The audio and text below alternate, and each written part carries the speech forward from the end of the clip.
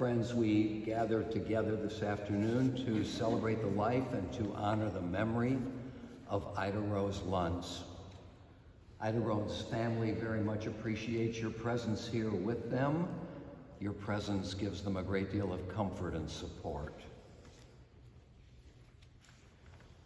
Adonai ma'adam v'teda ehu ben enosh v'chashvehu. O Lord, what are we that you have regard for us? What are we that you are mindful of us? We are like a breath, our days are as a passing shadow. We come and we go like grass, which in the morning shoots up renewed, in the evening it fades and it withers. You cause us to turn to dust, saying, return, you mortal creatures. Would that we were wise, that we understood whither we are going. For when we die, we carry nothing away. Our glory does not accompany us. Mark the wholehearted and behold the upright. They shall have peace. The author of the first of the Bible's 150 Psalms describes for us, in language that is both poignant and succinct, the nature of the good life and the fruits of that life. Happy are those who have not followed the counsel of the wicked, or taken the path of sinners, or joined the company of the insolent. Rather, the teaching of God is their delight, and they study that teaching day and night. They are like a tree planted beside streams of water that yields its fruit in its season, whose foliage never fades, and whose fruit always flourishes.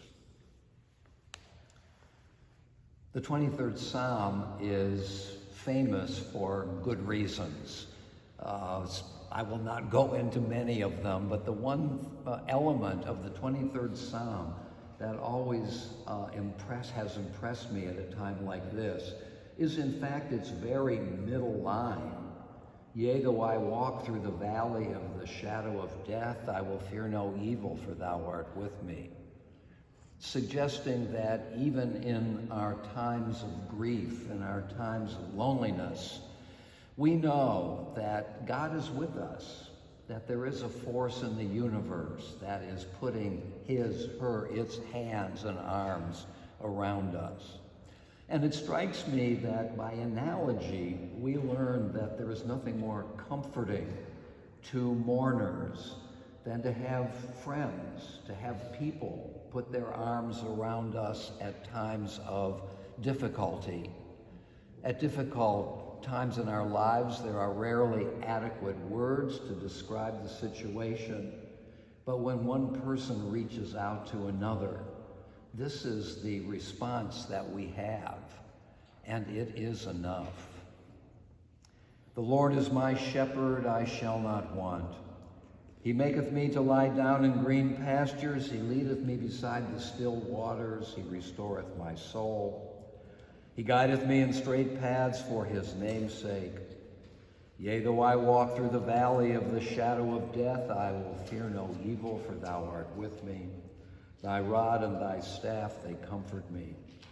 Thou preparest a table before me in the presence of mine enemies. Thou hast anointed my head with oil, my cup runneth over. Surely goodness and mercy shall follow me all the days of my life, and I shall dwell in the house of the Lord forever. Esa'enai el heharim me'ayin yavo Ezri. Ezri me'im Adonai osei shamayim ba'aretz. I lift mine eyes unto the mountains. What is the source of my help? My help comes from the Lord, the maker of heaven and earth. God will not let your foot give way. Your protector will not slumber. Yea, the protector of Israel neither slumbers nor sleeps. God is your guardian. God is your protection at your right hand. The sun will not strike you by day, nor the moon by night. God will guard you from all harm. God will guard your soul, your going and your coming, now and forever. Kohelet, the author of the biblical book of Ecclesiastes, reminds us that for everything there is a season, a time for every experience under the heavens, a time to be born and a time to die, a time to plant and a time to uproot what is planted, a time to tear down and a time to build up, a time to weep and a time to laugh, a time to grieve and a time to dance, a time to throw stones and a time to gather stones, a time to embrace and a time to refrain from embracing, a time to seek and a time to lose, a time to keep and a time to discard, a time to tear and a time to sow, a time to keep silence and a time to speak.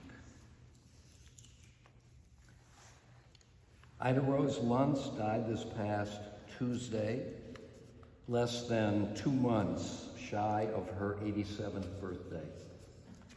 We mourn her passing even as we gather together today to celebrate her life. We will miss her.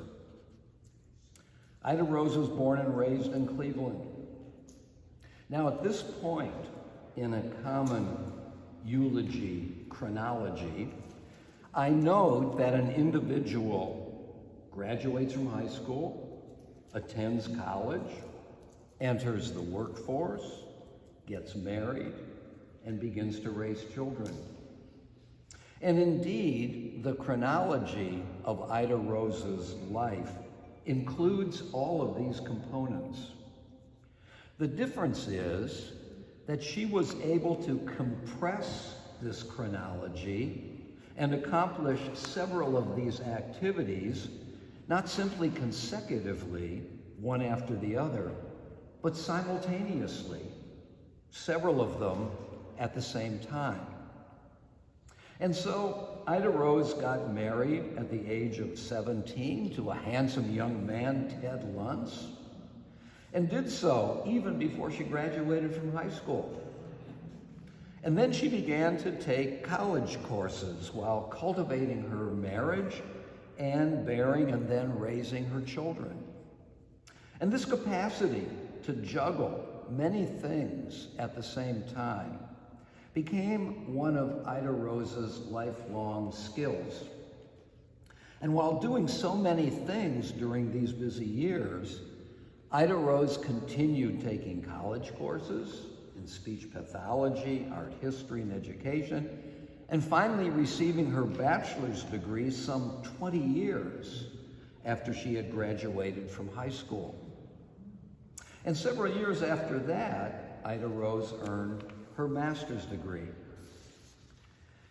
Now, when I met with Idarose's family last night and asked them to describe their mother and grandmother and mother-in-law to me, they came forth with a profusion of adjectives.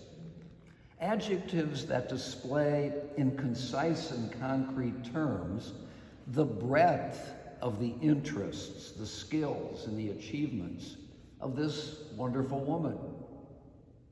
Idarose was, they told me, beautiful, determined, they added sometimes to the point of stubbornness. She was also intelligent, warm, energetic, fun, caring, supportive, nurturing, imaginative, and elegant. Her family told me that she was a person with ideas and a flair for creativity all her own. And once she decided on a certain course of action, she stuck with it. Now, Idarose taught for 20 years the children in the elementary grades, mostly kindergarten, at the university school's lower campus. In addition, she started the computer program at US through which she taught and got to know all the children in the school. And this meant that every student knew who she was, and every student knew her name. "Hi, Mrs. Luntz," regularly rang through the school's halls. Indeed, Idarose was an effective teacher because of the special attributes she brought to her vocation.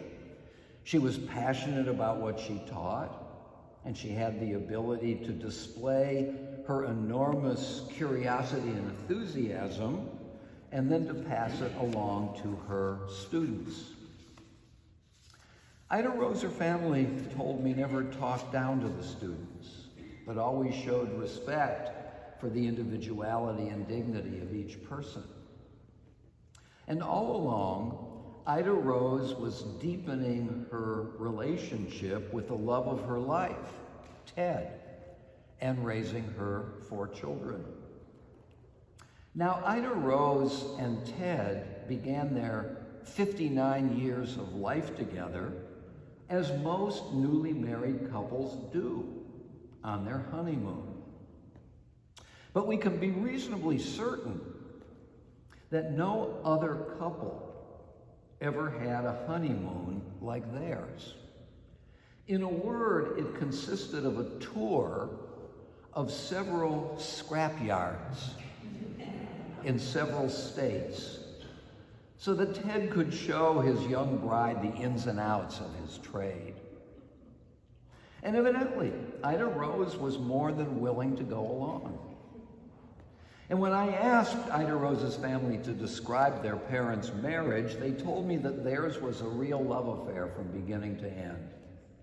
They supported each other, they traveled together, and shared so many interests and activities. And Idarose was singularly devoted to her 4 children, taking them on many adventures and bringing enormous energy, creativity, and fun to every one of them. Taking the train to Toledo to spend time at the art museum, creating stories about the paintings they observed at various museums, and exuding her characteristic enthusiasm that her children easily absorbed. Indeed, Idarose instinctively took in everything around her and made all of it more enchanting and more enjoyable for everyone who was with her. And as if this weren't enough for one person for one lifetime, Idarose was able to successfully juggle even more activities into her life. She was, for example, not only deeply proud of her Judaism, but she also found ways to share her pride with others. And so, as I learned last night, she often had holiday parties, Hanukkah parties, for example, to which she invited some of her friends so that they could see and enjoy some of the rich customs and pleasures of our tradition. In a word, Idarose was comfortable with who she was, and she loved sharing what she loved with the people that she loved. And her friends meant the world to her. So many of them were chums from her childhood, and she nurtured these friendships and found enormous satisfaction in them. I myself knew Idarose reasonably well, and I had many satisfying conversations with her over the years. I especially remember the study sessions we enjoyed together, and how she would regularly raise her hand to ask a question, sometimes a hard question. And she would sometimes come up to me at the conclusion of a learning session to pursue a topic that had especially interested her. And in these settings and during these conversations, I could easily see Idarose's gentleness, her sense of humor, her curiosity, and her intelligence. Her death is a loss for me as well. And in her last years of decline, Idarose was tended to by her beloved family and by many dear and devoted caregivers. Her family has asked me to acknowledge all of you and to express their gratitude for the many ways in which you provided Idarose with a life of dignity and comfort, of friendship, and of support. Idarose is survived by her children, Jean, Pamela, Brian, and Jill, by her sons-in-law, Michael and Brian, by her grandchildren, Faye and Sammy Jo, Jackie and Rob, Robert and Missy, Alan, Joseph, David and David's fiancée, Hannah, and by Aaron. She is also survived by her great-grandchildren, Madeline, Emily, Will, and AJ, and by her beloved brother, Martin, and her sister-in-law, Carol. She was predeceased by her parents, Abraham and Shirley, by her husband, Ted, and by her daughter-in-law, Denise. Idarose Luntz lived richly, and she lived well. She enjoyed a wonderful marriage, raised 4 fine children, reveled in the accomplishments of her grandchildren, and lived to see the promise of her great-grandchildren. She cultivated many friendships and made significant contributions to her community. Those who admired and loved her will never forget her. Zichrona livracha. Her memory will always be our blessing. Amen.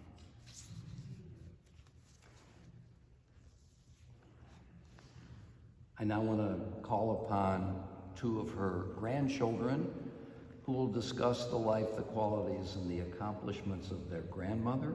First of all, her grandson, Aaron.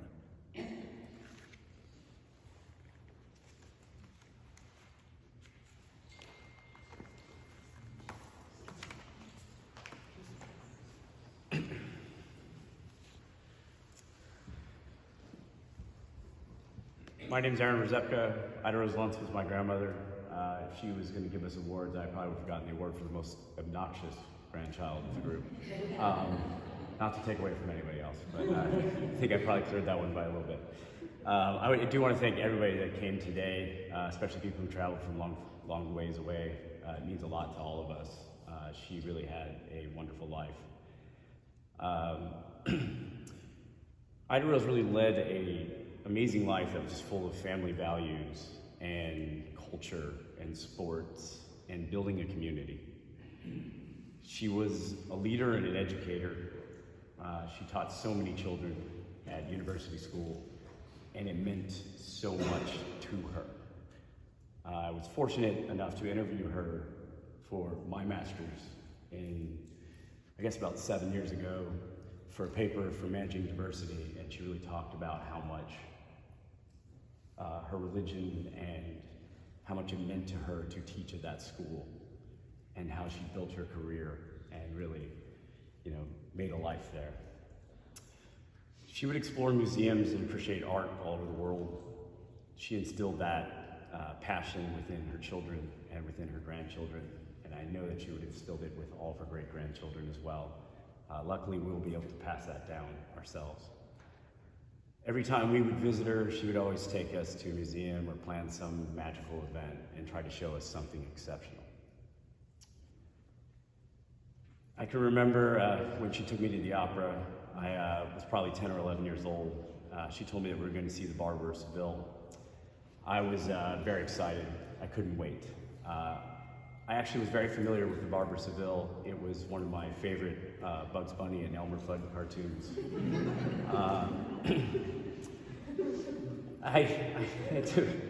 As many of you can believe, to my disappointment, they actually never showed up during the performance. So all I can ask everyone is, who would take a 10-year-old to see an opera in Italian? And that would be Idarose Luntz. Luckily, yesterday, somebody actually reminded me that there was most likely subtitles, which also I don't think a 10-year-old will read at an opera.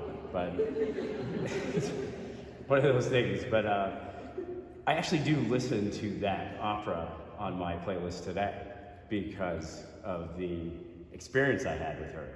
And most people probably don't listen to opera. So. Idarose always pushed us to participate in sports and camp. She was very caring for us. Luckily she would make us go to Hawken and to go to Oakwood and play golf and tennis, spend hours by the pool. She let us feel that we could go to the snack bar and purchase anything we wanted. If we were very good, we could even get ice cream, I'm sure. But anything we wanted there, she really took care of us. One of the things I remember most is that she loved family gatherings and bringing people together. And we would get together for Thanksgiving or large dinners, and she would prepare very imaginative dishes. Some would taste definitely as terrible as they looked, but we still ate them out of love and care of her. After dinner, we always would either have some sort of crazy party favor where she found from some random place that she went that we would all learn about something new, or we would play a game and we'd continue the celebration. And she was very good to always find some crazy photographer at the end of that dinner to take a family portrait. And we would get yelled at for at least 20, 25 minutes trying to organize the family into the same pose. And the family has many, many of those pictures of each year, watching the family grow from 5, 6 to 15 to 20. Idarose loved all of us in her own way. She definitely could be very tough. Trust me, I know. I can't believe how mad she was when I didn't put the parking brake on the golf cart and it almost rolled over. You make one mistake and you're branded for life. So she taught all of us as children and adults to be the people that we are today. I know that she would be proud of every one of us, and she loved all of us deeply. She will be sorely missed but not forgotten, as we will all have a part of her inside of us.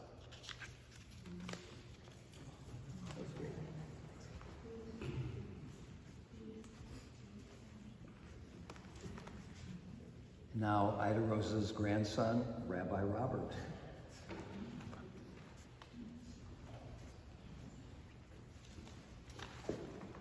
Robert is fine, don't need to title. In honor of our grandmother Idarose, my siblings and I have written down a few memories and reflections that I'll read on our behalf. Faye, who lives in Bloomington, is 8 months pregnant right now, so couldn't make the trip. And Jackie, who lives in Philly, is the mother of 3 small children. And they're not able to be here for the ceremony today, but they're very much here in spirit and in love. Though we each have our own stories and memories of Idarose, a few recurring themes emerge when we think of our grandma. Her enduring youthfulness, her fun-loving spirit, and her curiosity. Idarose had an immense appetite for learning and exploration. This, combined with her deep appreciation of art, music, and travel, meant that everything we did together was presented as an adventure. She almost effortlessly made otherwise mundane spaces and events tangibly more exciting and interesting. Faye recalls how Idarose transformed a maintenance crawl space in her and Ted's basement into what she called a secret passage. When Faye was little, they would walk through it together over and over and over again, hand in hand, stopping to examine all the wires and levers as if they were controls to a rocket ship. Jackie recalls how if Idarose was taking them to a store to run an errand, it was never just any store. It would be framed as Idarose's special store that day. I also remember building a path in Idarose's and Ted's backyard where we could go on make-believe adventures.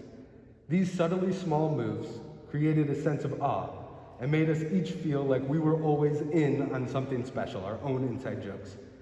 When we were with Idarose, you never knew what adventure she'd take you on next. In improv comedy, there's a core principle of yes and, always adding on. For example, when you're improvising a scene, the best thing to do to support your improv partner is to build off their excitement. By building stories, by yes-anding them. Idarose was a yes-ander for each of us. At Oakwood Country Club, she let us eat as many chicken fingers and french fries as we wanted. Sorry, Mom and Dad.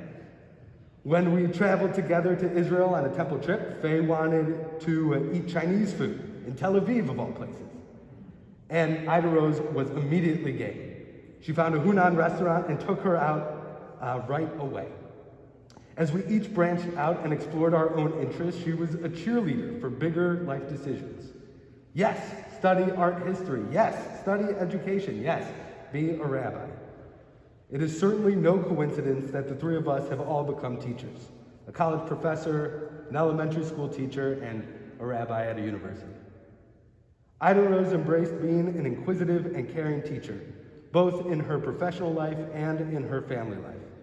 And this influence has shaped each of us more than we can ever know or say. Idarose's adventurousness and youthful spirit also spilled over into her social life, Jewish life, and philanthropy. She always seemed to have her finger on the pulse of the newest, most exciting ideas, art, and technology. In our lives, she was the first person that we knew to own a Sega Genesis, which was very impressive for a grandma. She had a teaching closet in her home full of games and books that we explored together. Faye and Jackie admired our grandma's gorgeous fashion sense. As small kids, they played in her closet, trying on her shoes and her clothes. Idarose was elegant and trendy and always cutting edge. Idarose's eccentric sense for design also filled her house. Each room had a different theme, and each space a different personality. Idarose's zest for life could be seen in the way that she lived and the beautiful spaces she turned into a welcoming home. As adults, all three of us were influenced by Idarose's aesthetic eye, an appetite for travel, self-enrichment, and community. We also had a sense of pride in being Idarose's grandchildren. Idarose was a social butterfly, loved by many. Her Passover Seders and Hanukkah gatherings were big, inviting parties that we looked forward to all year round. She and Ted supported the Cleveland Orchestra, local and international artists through their art collections and donations to the Cleveland Art Museum, and support of Baldwin Wallace students. Their support of musicians was fierce and enduring. Idarose instilled in us that advocacy is a labor of love. We are so lucky to have grown up with Idarose in our lives and to have loved her and been loved by her. We will forever be grateful for Idarose's spirit, imaginativeness, and care. She will remain in our hearts as a strong, smart, loving, and supporting presence. Zirkona livracha. May her memory be blessed.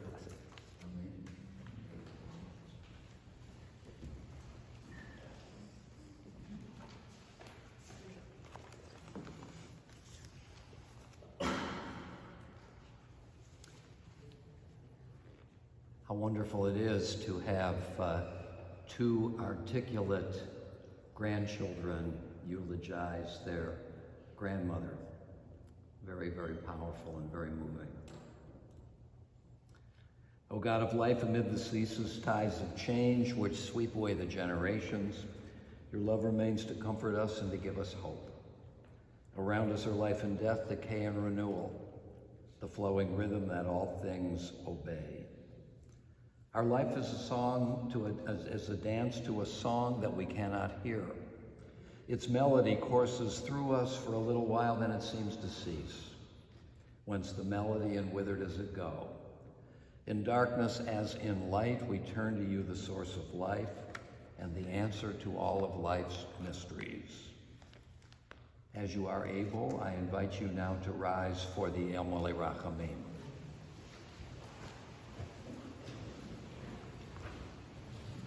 El Mole Rachamim, Shochem Bamromim, Hamtzei Menucha Nechona Tachat Kanfei HaShchina, Im Kadoshim Utahorim Kazohar Harakia Mazhirim, Et Nishmat Chaya Rachel Bat Avram Gershom Vesara, Shehalcha La'olama, Bala Rachamim Yastireh V'Seder Kanafav La'olamim, V'yitzror Bitzror HaChayim Et Nishmata, Adonai Hu Nachalata V'Tanuach B'Shalom Al Mishkava V'Nomar Amen. Compassionate God, eternal Spirit of the universe, grant perfect rest in your sheltering presence to Idarose Luntz, our loved one who has entered eternity. O God of mercy, let her find refuge in the shadow of your wings, and let her soul be bound up in the bond of everlasting life. God is her inheritance. May she rest in peace. And let us say together, Amen. You may be seated. Idarose's family has asked me to announce that they will receive friends at the residence of Brian Luntz at 17700 South Woodland Road today after our interment service and until 5:30 later this afternoon. Tomorrow and Sunday, the family will receive friends at the residence of Pam and Brian Gleiser at 22162 Westchester Road in Shaker Heights. They will receive friends tomorrow and Sunday from noon until 3 o'clock in the afternoon. Once again, on behalf of the family, thank you so much for your presence here with us this afternoon. It means a lot to all of us. Our service will continue now at graveside. As those who are pallbearers to step forward.